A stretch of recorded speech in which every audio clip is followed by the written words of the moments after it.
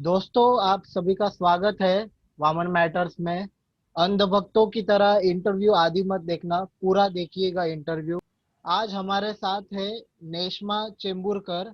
और उनकी खासियत ये है हमारे देश में, वो एक वॉइस आर्टिस्ट है। स्पेशली उन्होंने बहुत सारे कॉमिक्स के लिए, या जो आप बड़े बड़े पर्दों पे मूवीज देखते हैं, डीसी बोले या मार्वल के, जो हम बचपन में कॉमिक्स पढ़ते थे, उनके जो एसेंशियल कैरेक्टर्स है उनके लिए उन्होंने आवाज दी है, स्पेशली ब्लैक विडो।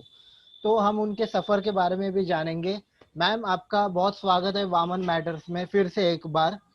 तो थैंक यू। हाँ, तो आपने जैसे कहा था कि आप जब 5 साल की थी तब आपको पहला जिंदगी में मौका मिला था डब करने के लिए, आवाज देने के लिए। वो कैसा था आपकी जिंदगी का एक्सपीरियंस, उसके बारे में आप बोलिए प्लीज।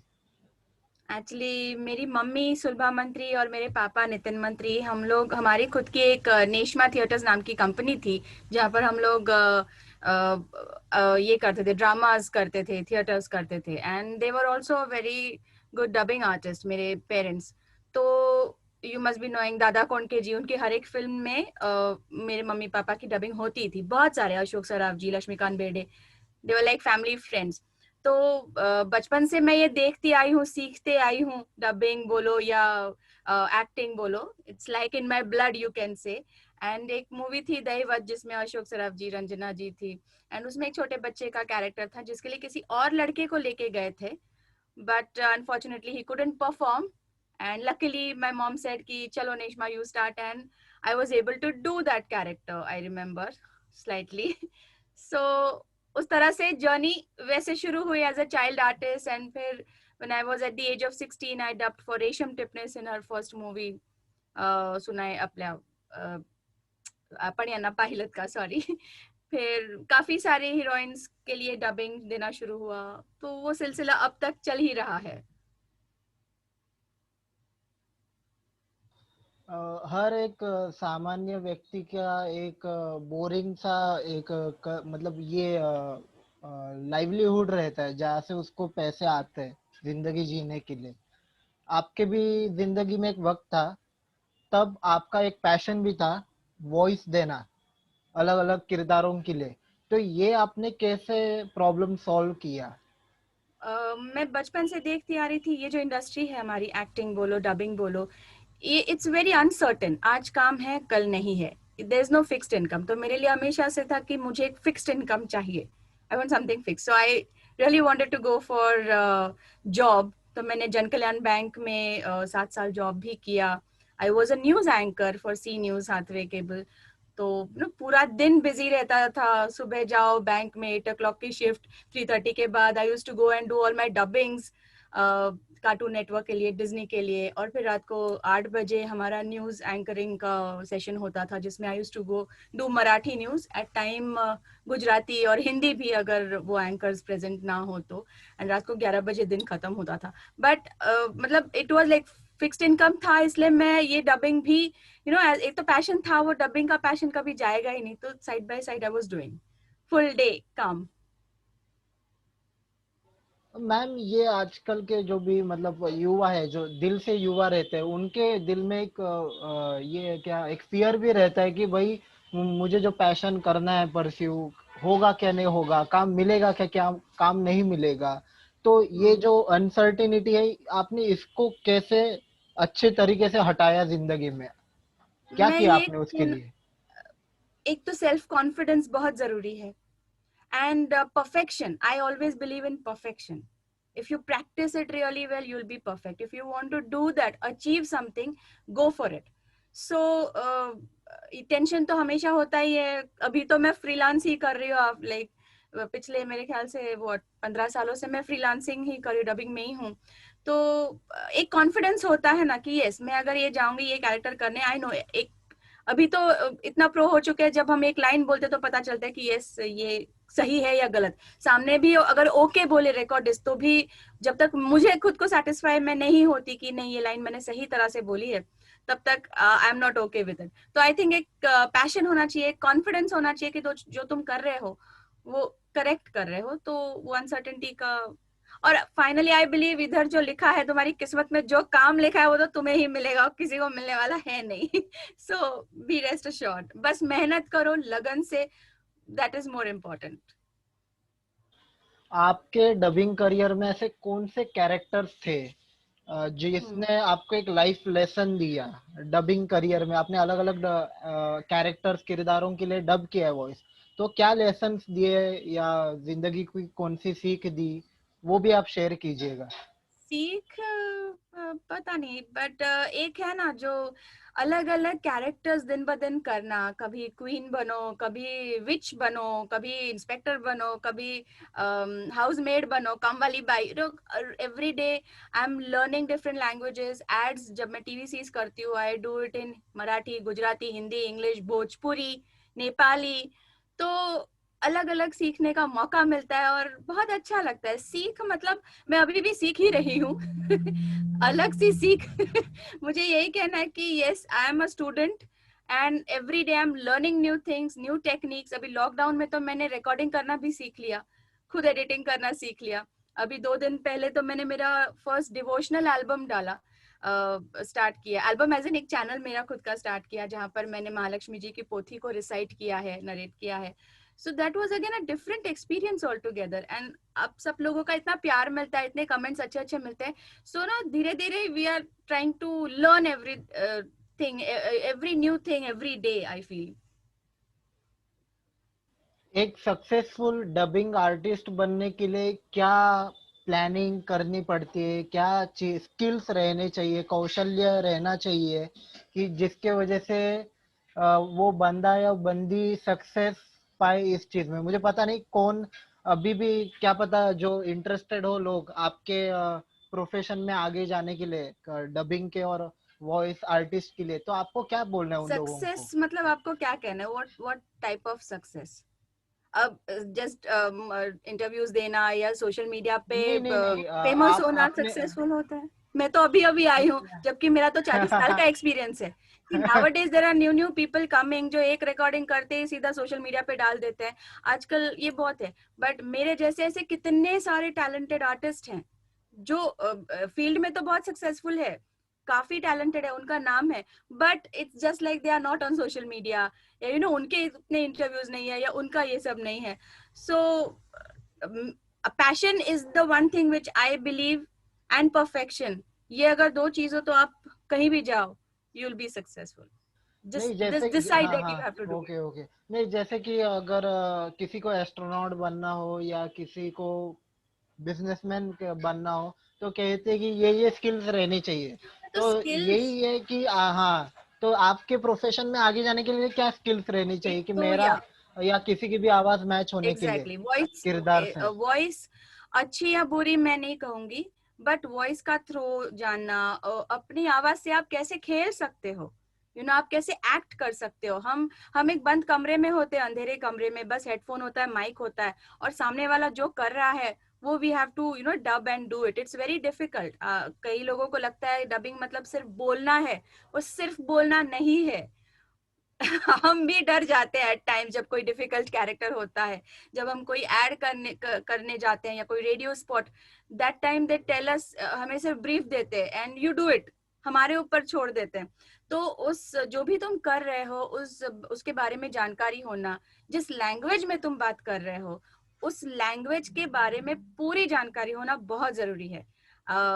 डिक्शन तुम्हारा क्लियर होना चाहिए, वॉइस मॉड्यूलेशन तुम्हें अच्छा होना चाहिए। अगर तुम्हें स्क्रीन पर कोई मोटा सा लड़का है तो उसके लिए एक राउंडेड वॉइस होना चाहिए। You have to develop these skills. तो आपने पास्ट में ब्लैक विडो के लिए डब किया था, ये मार्वल या मतलब मार्वल या डीसी, मुझे ठीक से अवेंजर, याद नहीं मार्वल है। के लिए वो एक, अवेंजर्स की हाँ स्कारलेट एवेंजर्स, हाँ सीरीज, यस। एवेंजर, हाँ हाँ। तो ये बहुत बड़ा किरदार है, एक फीमेल किरदार है। तो आपका क्या एक्सपीरियंस था स्कारलेट जॉनसन स्क्रीन के सामने, और आप एक कैसा एक्सपीरियंस था डब करने के अमेजिंग, वक्त? Amazing is the word. मतलब अभी भी ब्लैक विडो या स्कारलेट जॉनसन का नाम सुन के मेरे रोंगटे खड़े हो जाते हैं। I know it is the most challenging job, dubbing job I have ever done. पहले तो इतना नहीं लगता था, I just use to go and dub it, but अभी अभी नो इतने सारे फैंस हुए हैं एंड एक्सपेक्टेशंस बढ़ गए हैं उस कैरेक्टर के लिए, एंड हमें सीरियसली मालूम नहीं था ये इतनी बड़ी हिट हो जाएगी, ये इतना बड़ा पावरफुल कैरेक्टर हो जाएगा. So to match her voice is a real challenge for me. मेरी वॉइस उतनी बेस नहीं है या रास्प नहीं है जितनी कि स्कारलेट जोहानसन की है, और वो इतना बेहतरीन उसने परफॉर्म किया है, तो उस परफॉर्मेंस को मैच करना is a very big task and a very big challenge, and I'm loving it. I just love to dub her. भले मेरा गला दुखता है, तकलीफ होती है, but I love it. ये मतलब जो भी कैरेक्टर्स को मतलब आपने डब किया है या करते वक्त किसी को देखा है, तो लैंग्वेज एक एसेंशियल रोल प्ले करती है. Yes. मतलब बहुत सारे मूवीज रहती है फॉरेन कंट्रीज की जो हिंदी, मलयालम, कन्नड़ा, तेलुगु, तमिल में आती है. तो क्या भाषा का जादू रहता है जो एक इंडियननेस लाता है उस फिल्म को देखते वक्त? Yes. तो वो क्या भाषा क्या रोल अदा करती है, वो भी आप बोलिए. मतलब वो तो स्क्रिप्ट जो लिखता है, स्क्रिप्ट राइटर के ऊपर होता है, कितनी अच्छी वो लिखे. एट टाइम्स देखो, जैसे इंग्लिश में उनके डायलॉग्स कुछ होते हैं जो पन, जो मजा जो इंग्लिश वर्ड्स में होता है, जो पन क्रिएट करते हैं, वो शायद हम अगर लिटरल ट्रांसलेट करें तो वो मजा नहीं आता. सो एट टाइम्स वो राइटर के लिए चैलेंज होता है टू मतलब पूरा ऑडियंस, अपना जो देसी ऑडियंस है, कुछ कुछ रूरल एरियाज में, उनको ध्यान में रखकर उन्हें स्क्रिप्ट लिखनी पड़ती है. वो ट्रांसक्रिएट करना पड़ता है, ट्रांसलेट नहीं, तभी जाकर वो public can enjoy all these foreign movies in their local language. अब जैसे कि मतलब थोड़े वक्त हमारे ऑडियंस के लिए हम इमेजिन करने देते कि आप एक डबिंग स्टूडियो में हो, आप कौन सा तो बड़ा कैरेक्टर को वॉइस दे रहे हो.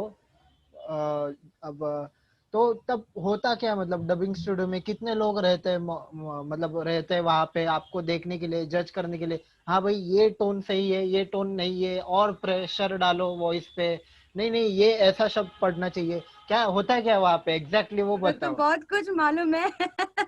ये नहीं चाहिए, एग्जैक्टली यही सब होता है, बहुत प्रेशर होता है. See there are different different things.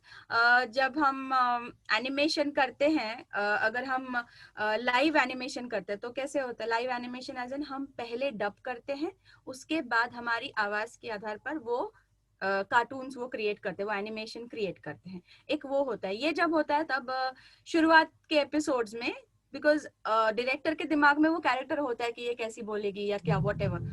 So they are there, the agency people are there, जो क्रिएटिव है वो होते हैं, रिकॉर्डर्स तो होते ही हैं, तो वो हमें बताते हैं कि ये थोड़ा इसको ऐसे करो.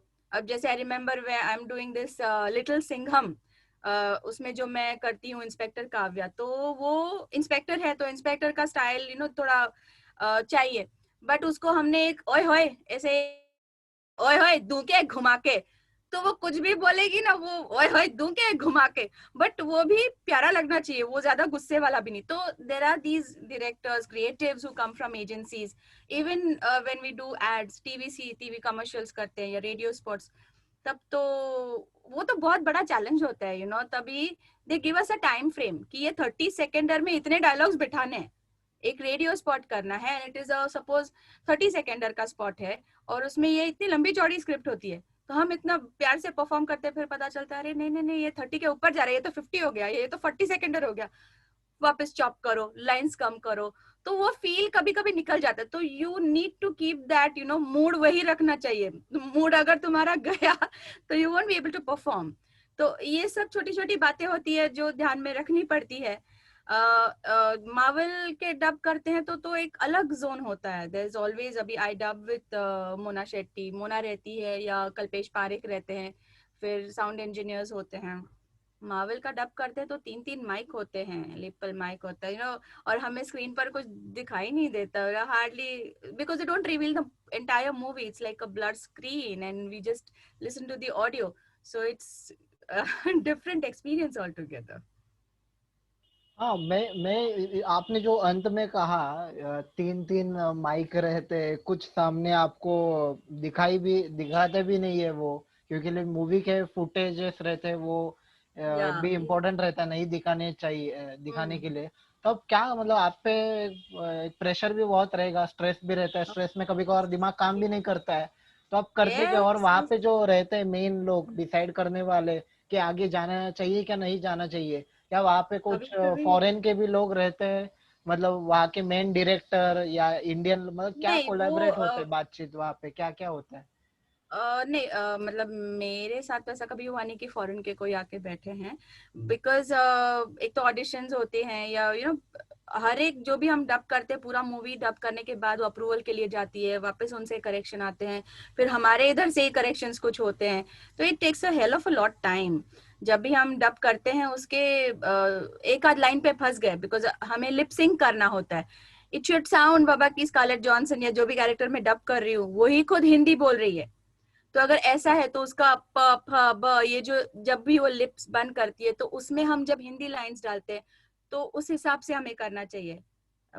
लाइक आई डोंट नो अगर वो बोल रही है तो आई डोंट नो का हिंदी होगा मुझे नहीं पता, तो आई डोंट नो ओपन लिप है, मुझे नहीं पता, मुझे में म क्लोज लिप है, प क्लोज लिप है, तो ये सब बहुत सी चीज है। एग्जैक्टली हम लोग ऐसे ही करते हैं, अरे बट यही तो स्किल है, यही तो है, you need to have lots of patience while dubbing. हर एक के टाइम नहीं होता, जैसे एनिमेशन में उतना नहीं होता, इट्स लाइक हम बिंदास करते हैं, और अभी तो इतना एक्सपीरियंस है, इतनी प्रैक्टिस है, परफेक्शन आ गया है कि वन टेक में ओके कर लेते हैं हम लोग।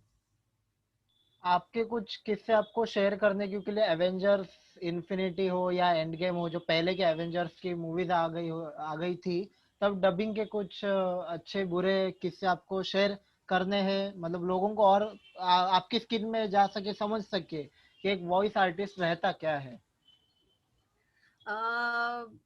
किससे मतलब क्या बताऊं मैं, एंड गेम के दौरान ऐसा हुआ था कि मुझे तो मालूम ही नहीं था कि वो मर जाती है, एंड जब हम वो सीन डब कर रहे थे ना, सिर्फ ओह शिट वो गिर गई मतलब बताया नहीं था, और जब पता चला कि नाउ शी इज गॉन तो इतना मेरा मन भर आया था, ऐसे ओह शिट अभी इतना अच्छा कैरेक्टर मर गया, या whatever when we dub that entire scene. मुझे बाद में ये भी मालूम पड़ा था कि आयरन मैन भी इस फिल्म में मर जाता है, बट ये होता है ना कि I am not allowed to speak anything outside, मतलब घर आके मैं मेरे बेटे को भी नहीं बोल पाई, अरे पता है, अरे एवरीबडी इज आस्किंग मी क्या हुआ एंड गेम में, कुछ तो होता है, you tell me, I can't tell. तो ये एक हमें ये सीक्रेट रखना पड़ता है, बिकॉज वी साइन कॉन्ट्रैक्ट्स, तो we are not allowed to reveal things, तो वैसा हो जाता है। एंड आई रिमेम्बर ये जो लास्ट सीन जो हुआ ब्लैक विडो का एंड गेम में, तो वो हमने किया जब लिटरली स्क्रीन ब्लर था किया, तो जब मैंने वापस मुझे बुलाया गया था करेक्शन के लिए, तो तब मैंने सामने से बोला कि अभी जरा क्लीन कॉपी है, आई कैन सी, तो प्लीज मुझे वो सीन दिखाओ, लेट मी सी कि जो मैंने किया है वो सही किया है क्या, बिकॉज हम हमारे कान हमारी आंखें बन जाती हैं at times, we have to listen, we have to see through our ears, headphone से जैसे वो बोल रहे हैं, जहां पर वो सांसें ले रहे हैं, हर एक चीज बारीकी से हमें वो करनी पड़ती है, हर एक चीज। तो मैंने कहा वो सीन दिखा, एंड वो सीन हम देखा, एंड फिर ऐसा नहीं लगा कि मुझे यहाँ पर ये वापस करना चाहिए, इट वाज एकदम परफेक्ट जो भी हमने डब किया था, तो वापस करने। और ऐसे कुछ किस्से नहीं, हो तो होते रहते हैं वैसे मुझे याद नहीं रहता। एक मैं किस्सा सुनाऊंगी आपको। When I was doing an ad for Dettol, so मैं जो बोल रही हूँ ना कि लैंग्वेज पता होनी चाहिए ना, I dub for Hindi, I dub for Marathi, Gujarati, supervisors होते हैं अलग अलग के लिए, तो Marathi I am a Maharashtrian, माझं मराठी चांगलं आहे ऑफकोर्स, तर उसमें जो लाइन थी, डेटॉल जो मारे 100 बीमारी फैलाने वाले कीटाणु, नाउ लिसन ना, 100 जो मारे 100 बीमारी फैलाने वाले कीटाणु, इसका ट्रांसलेशन क्या था, कैन यू इमेजिन क्या होना चाहिए ट्रांसलेशन? जो जो मारतो 100 आजार पसरवणारे जंतू, जबकि स्क्रिप्ट में क्या लिखा था, जो मारतो आजार पसरवणारे 100 जंतु, मतलब जो मारता है बीमारी फैलाने वाले 100 जंतु, तो 101 वहां आ गया तो क्या करेंगे? तो स्क्रिप्ट में ये लिख के आया था, and they said no you have to follow the script, I said the script is wrong, I can not say wrong, script में गलत लिखा है, 100 बीमारी फैलाने वाले जंतु होना चाहिए, इधर लिखा है बीमारी फैलाने वाले 100 जंतु को मारे, दिस इज रॉन्ग। तो फिर भी हमारे एजेंसी वाले कुछ होते हैं जो कहते हैं नहीं नहीं स्क्रिप्ट का भी ऑप्शन दो, तो उन्हें समझाना पड़ता है भाई ये गलत है। तो इसलिए मैं कहती हूँ उस लैंग्वेज का नॉलेज होना बहुत जरूरी है। आप गलत बोलेंगे, कोई ये नहीं कहेगा कि अरे राइटर ने गलत लिखा था, कोई ये कहेगा अरे नेशमा ने गलत बोला है, वो हमारे ऊपर आता है। अगर हमारी आवाज जाती है तो ये हमारी रिस्पॉन्सिबिलिटी भी है कि हम करेक्ट बोले। छोटे छोटे होते हैं ग्रामर के मिस्टेक्स। अब जैसे मराठी में तो काफी स्त्रीलिंग है पुल्लिंग है, ये अब जैसे पाउडर है तो वो दैट स्त्रीलिंग, तो अगर सर्फ एक्सेल की पाउडर है तो टी पाउडर बोलना पड़ता है, जबकि वो पाउडर हिंदी इज वो पाउडर, तो वो पाउडर को मैं टी पाउडर बोलूं तो उसमें भी एजेंसी वाले there are people who like ये नहीं नहीं नहीं आप हिंदी फॉलो करो। पर हिंदी फॉलो करते वक्त मुझे मेरे मराठी भी ध्यान में रखनी चाहिए ना कि मराठी ऑडियंस को क्या सही लगेगा और क्या बोलना चाहिए। तो ये सब चीजें काफी जरूरी होती है। ये आपकी जिंदगी में अध्यात्म स्पिरिचुअलिटी का क्या रोल है आपके लिए? क्या आपको क्या लगता है अध्यात्म क्या है, स्पिरिचुअलिटी है क्या? स्पिरिचुअलिटी है क्या, मैं ये नहीं बता सकूंगी। It's an experience, it's a thing that you should feel. I that's what I feel. I had read somewhere कि if prayers is your habit, if praying is your habit, then miracles is your lifestyle. And I totally believe in it. मैं तो बचपन से ही साईं बाबा की भक्त हूँ, and मुझे हर दिन जहन में उनका नाम रहता ही है। And I have experienced so many things, you know. तो आई थिंक अगर आप दिल से कुछ चाहो या दिल से किसी को मानो या तो वो हो जाता है अपने आप। वो शक्ति, वो power is there to protect you. तो ये अभी जैसे मैंने कहा ना, वो जो डिवोशनल का मैंने किया महालक्ष्मी पोथी का, वो just listening to that audio track, जो इंस्ट्रूमेंटल ट्रैक जब मैंने बनाया, और उससे मैं सिर्फ वो पोथी पढ़ती गई और वो सब लोगों को इतना अच्छा लगा। एवरीबडी सेड कि it is so soothing, so nice. आप I don't know, I think I forwarded to you too. तो एक अच्छा लग रहा है सबको। एंड मैं जरूर चाहूंगी कि सब, आजकल के बच्चे तो बिलीव नहीं करते भगवान पर। They are like we can not see God, there is no God. ऐसा नहीं है, there is some supreme power who is guiding us, who is protecting us. तो मैं हूँ totally spiritual. Maybe people don't know that side of me, my closed ones do. आपके जिंदगी के ऐसे कौन लोग हैं जिनको आपको थैंक यू बोलना है और सॉरी बोलना है, और क्यों बोलना है? कौन ऐसे करीबी लोग? थैंक यू तो मैं अपनी मम्मी को बोलना चाहूंगी, जिसने मुझे बचपन से ये इजीली ये सिखाया मुझे। इवन इन एक्टिंग उसने बहुत, वो मुझे एनकरेज करती थी। एक्टिंग भी ऐसी अचानक ही शुरू हुई मेरी। तो yes, thanks to my mother. I think आज वो अगर होती तो वो बहुत खुश होती, बिकॉज मेरी मम्मी फर्स्ट जनरेशन में, सेकंड, और मेरे दोनों बच्चे आज डब कर रहे हैं। मेरे दोनों बच्चे Romir Chemburkar, Sumir Chemburkar, both are doing dubbing. And हमने इस लॉकडाउन में हॉन्टिंग ऑफ हिल हाउस करके जो नेटफ्लिक्स की सीरीज है, हम तीनों ने साथ में डब किया है उसमें। So it was a great experience, yes. So I think she would have been very proud. So I just want to thank her for encouraging me, for teaching me this lovely art. Plus Vinod Kulkarni ji, जो मुझे बेटी जैसे मानते हैं, मुझे हमेशा encourage किया उन्होंने भी। बैंक छोड़, नौकरी छोड़, डबिंग कर। एड्स में, टीवीसी कमर्शियल्स में उन्होंने मुझे लाया है। And he is my almost like my father. बहुत एनकरेज करते हैं। और सॉरी मैं मम्मी को ही बोलना चाहूंगी। She always wanted me to become an actress, और मैंने वो छोड़ दिया। And I was like no no no, I have that thing कि मैं स्क्रीन पर अच्छी नहीं लगती तो मुझे नहीं करना है। But I used to do theatre, Maharashtra राज्य उसमें भी एक्ट्रेस। तो की सारी इच्छाएं मेरी पूरी हो गई है, हो रही है रादर। सो सॉरी मम्मी कि मैंने आपकी बात नहीं मानी। But anyways, you can see now I'm doing it, and thanks to my mom for teaching me this. And thanks to all my fans again, I would say, for loving my voice. And again इतना अच्छा लगता है। पहले तो कोई जानता ही नहीं था डबिंग आर्टिस्ट मतलब क्या। अगर मैं किसी को बोलूं हाँ मैं बैंक में जॉब करती हूँ, तो दे यूज्ड टू बी अरे वाह वाह बैंक में जॉब करते, वाह वाह। बट डबिंग आर्टिस्ट मतलब क्या, तो मुझे उनको बताना पड़ता था, उन्हें सुनाना पड़ता था कि ये मेरी आवाज है, आप टीवी लगाओ, जी जी मराठी लगाओ, एनी चैनल, उसमें 10 में से 8 में मेरी वॉइस है, ऑल दैट स्टफ। बट आज की तारीख में ये जो यंगस्टर्स है इतने सारे, वो सामने से मुझे क्लिप्स भेजते हैं और कहते हैं कि मैम ये आपकी वॉइस है, आपने इसमें किया था, पता है आपको उसमें किया था आपने, मुझे कुछ याद ही नहीं रहता but they come and tell me. So thank you everybody for loving us. अगर आप आपकी हेक्टिक जिंदगी या एकदम बिजी स्केड्यूल से आपको कहाँ पे दूर जाना है, ऐसी जगह जहाँ पे आपको सुकून मिलता है, एकदम चैन सुकून, तो कौन सी जगह है? यस, एक तो Shirdi, I love Shirdi, because हमें कोई गांव नहीं है, तो बचपन में हम उधर जाते थे, शिरडी में परफॉर्म किया है, ड्रामा किए हैं मेरे पेरेंट्स ने, हम उधर एक एक महीना रहते थे, तो Shirdi is like my home town. And my second home at Murbad, it's a place जहाँ पर बहुत अच्छा लगता है, ग्रीनरी है। अभी भी लॉकडाउन में हम कहीं जा नहीं पा रहे थे, बट जुलाई में मेरे बेटे के बर्थडे के दिन हम लोग वहां पर गए, इतना अच्छा लगा।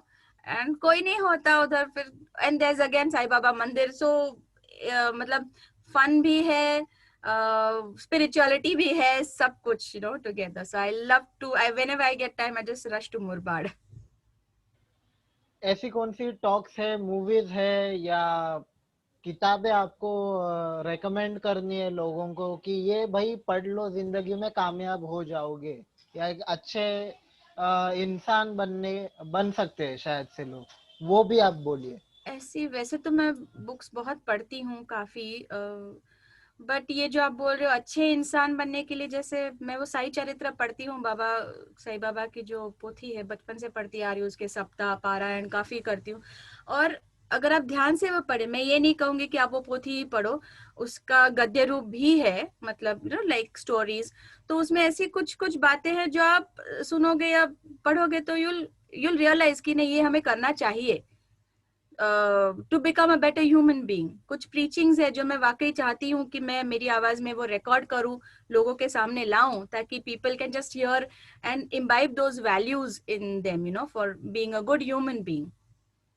So I'll definitely recommend to read Sai Charitra. It comes in all the different languages. जरूर पढ़ना सब लोग।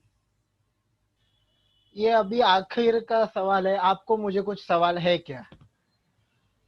अच्छा, मुझे आपसे, मुझे अच्छा लगता है आप ये अलग अलग लोगों के इंटरव्यूज लेते हो, people from different different fields, ये आपके दिमाग में कैसे आया?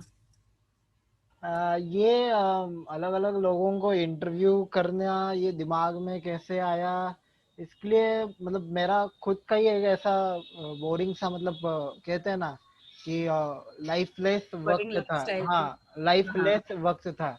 तो मैंने ओके, सोचा लाइक। कि हाँ, लाइफलेस वक्त था, तो मैंने सोचा कि ऐसा कुछ करूँ जहाँ से मुझे भी कुछ लोग मिलेंगे जो मेरी लाइफ भी नरिश करेंगे।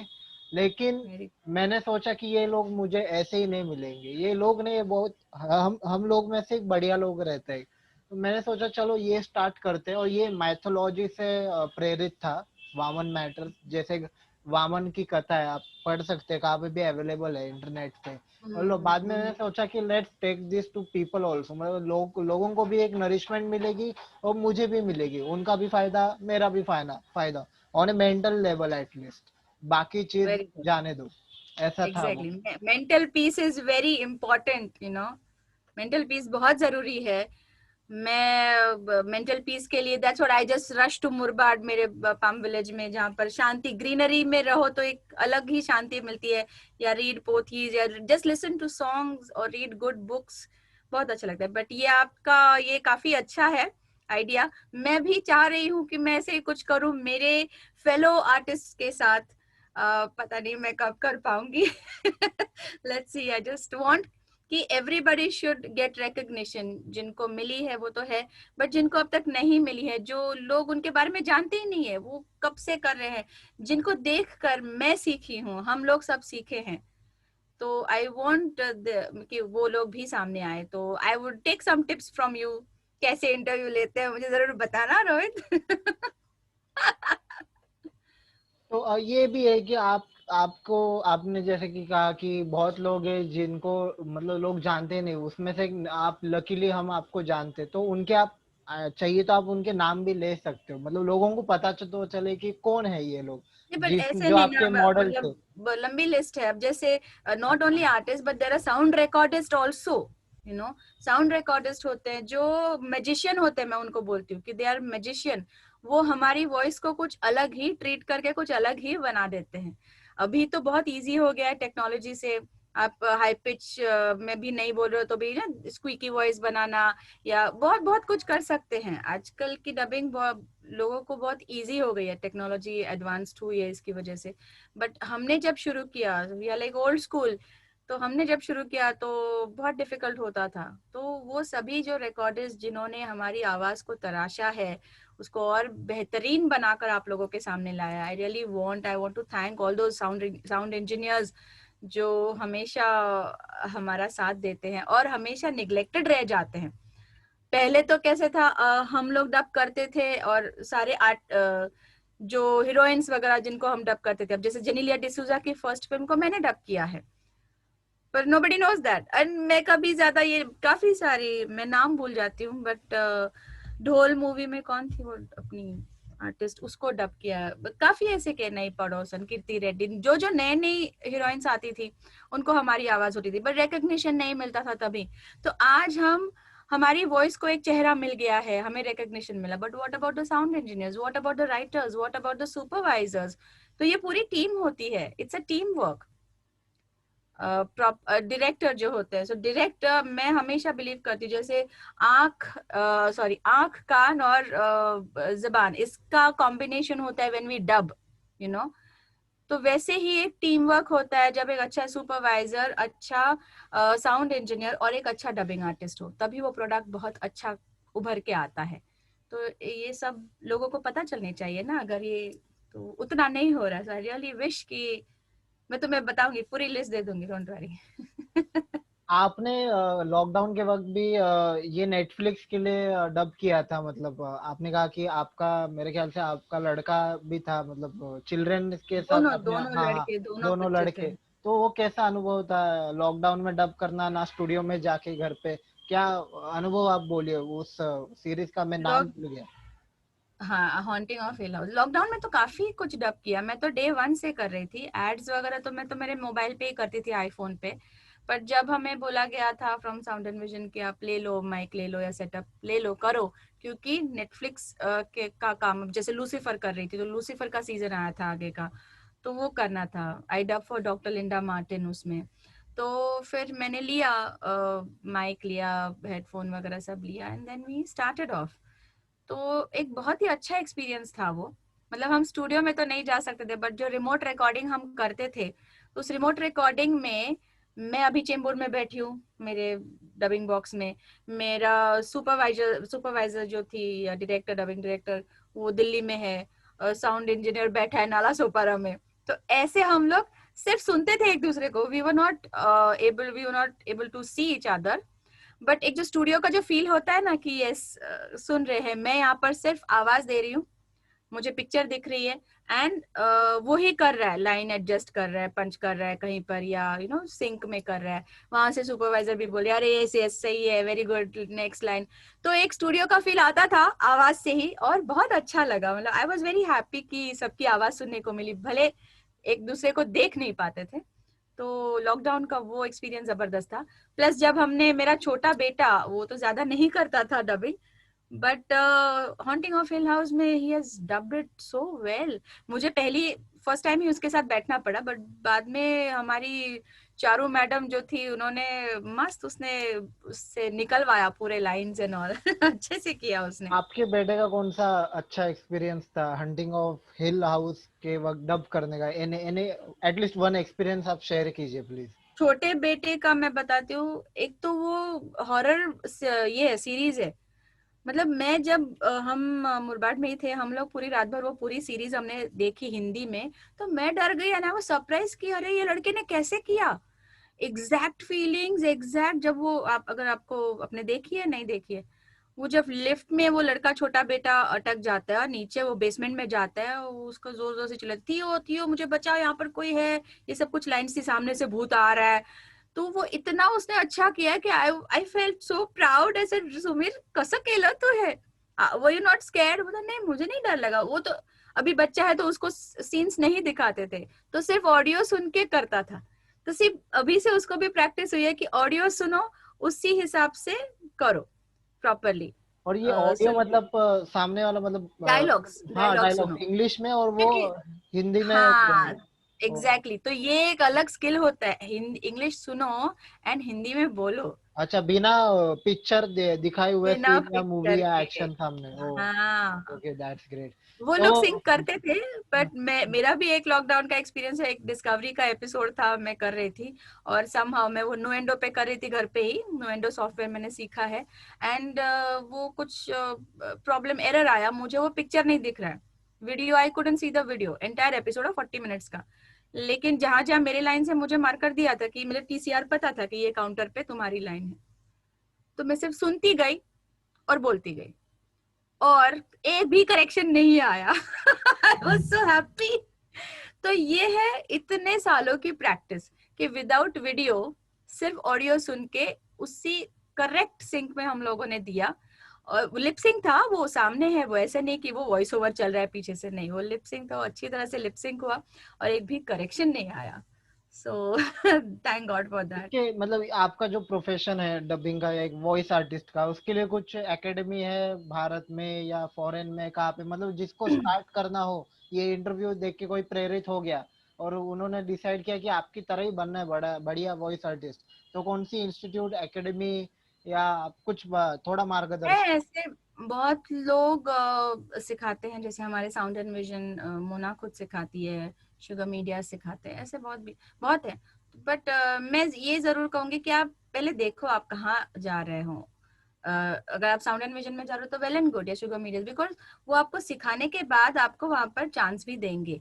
पर ऐसे दूसरे भी कई लोग हैं जिनको मैंने कभी इंडस्ट्री में देखा ही नहीं है, उनको सुना ही नहीं है, वो लोग भी ये सब क्लासेस वासेस चला रहे हैं, and they are charging like bomb 35,000 40,000, और पब्लिक पागल जैसे जाके कर रही है, and they are not able to perform on mic. Worst thing is that they are not able to perform on mic. मेरे सामने एक ऐसी लड़की थी, जब वो, तो उसको वो नहीं बोल पाई वो एक एड में, तो मुझे बोला उसका भी करने के लिए डब। तो देन आई आस्क्ड हर, बाबा तू कहाँ कहाँ पर सीखी? तो बोली ऐसे ऐसे एक जगह पर सीखी। मैंने, कौन है ये बंदा? नहीं नहीं ये वो news anchor. News anchor is different, anchoring is different, dubbing is different, how can you do this? And dubbing में ही कितने सारे अलग अलग से ये होते हैं, जब एनिमेशन डब होता है, लाइव एक्शन डब होता है, आईवीआरस होते हैं, वीओज होते हैं, नरेटिव होते हैं, कितना कुछ होता है। Dubbing itself it's massive, it's huge, इतना कुछ सीखने के लिए है। Anchoring is totally different. कैसे तुम, इट वाज ऑब्वियस कि वो परफॉर्म ही नहीं कर पाएगी। तुम उसको सिर्फ सिखाओगे कि एड में कैसे बोलना है, यही वो ध्यान में रखेगी, एक एक लाइन सीख के नहीं होता। For that you need to come out, you need to go dub in crowds. आप, मैं तो आई रिमेम्बर मैंने माचिस मूवी या हुतुतु मूवी में, मैं हम लोग क्राउड में भी क्राउड डब भी किया है। उसका एक किस्सा है, उसमें एक लाइन थी, जब वो कांदा काट रही है, तो कांदा काट रही है, तो एक लाइन जब वो बोल रही है तो ऑब्वियसली कांदा काटते काटते आंखों में पानी आता है। तो तब्बू वाज आस्किंग, क्या रे रो क्यों रही है? कुछ नहीं, कांदा काट रही हूँ। तो वो कांदा काट रही हूँ बोलने में मुझे कांदा काट रही हूँ ऐसे बोलना पड़ा। सो वो लगे, मुझे ग्लिसरीन डालना पड़ा आंखों में। उस डायरेक्टर ने बोला था ग्लिसरीन डालो ताकि वो नेचुरल लगे। आज ग्लिसरीन डालने की जरूरत नहीं होती, वो अपने आप आ जाता है। तो ये छोटी छोटी चीजें हैं जो हमें क्राउड डब से ही, I think we can learn कैसे अलग अलग कैरेक्टर्स को डब करना है, क्या है। तो आप जो भी सुन रहे हैं, जो भी जिनकी भी इच्छा है, this is a amazing world of dubbing voicing, you are most welcome. लेकिन मेहनत करने की भी तैयारी रखो, पेशेंस रखो, एंड नया नया सीखने की तैयारी रखो। Every day you have to learn something new. हम लोग आज भी सीख रहे हैं। दोस्तों हम यहाँ पे ही आज समाप्त करते हैं और मैं आशा करता हूँ कि आपने आपकी नज़र खोली रहेगी दिमाग की ये इंटरव्यू देखने के बाद। Thanks a lot Neshma ma'am, आपने आपका कीमती वक्त दिया वामन मैटर्स के व्यूवर्स के लिए। आई होप कि आप आगे जाके बहुत तरक्की करें एंड आई इवन होप कि लोग भी तरक्की देख करें आपके इंटरव्यू देखने के बाद। Thank you so much. Thank you so much Rohit. Sorry, मैं बहुत दिनों से we were planning to do it, आज मौका मिला। So thank you so much for calling, and thank you everybody, and stay home, stay safe. Stay home तो आजकल कोई खैर रह नहीं रहा है होम में, but stay safe at least. Thank you so much. Thank you so much. या